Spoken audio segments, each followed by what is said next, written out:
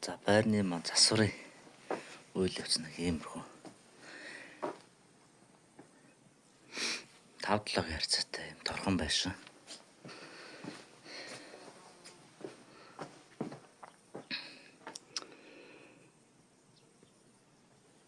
За энэ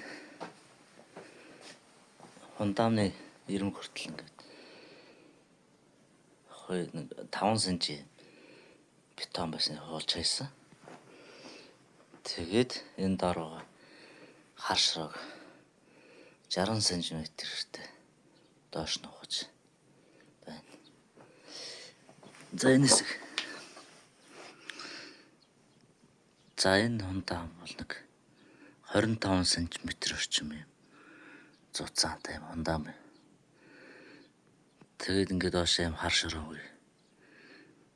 Чиг татаад ингээд хөгц мөөхөн цэрдэг гэсэн нэрсэн гол үндэсний дүү байхгүй. Энэ бол би яг баригдаад аргаар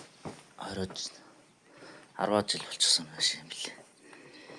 Ер нь жоохон дээр хүмүүс жоохон байрлал байхтаа үнэхээр мэдлэж чадвар үнэхээр муутай байсан юм бол гэж. Ингээд ядаж энэ хар ширэг бүрэн аваад фундам манаг дорож нэг 40 см зузаан ихгүй. Ийм хичлээ одоо энэ дэш ингээ мөх төрсөн юм. Хэсэг ингээ харагдаж байгаа. Ийм болохоор ч одоо ингээд.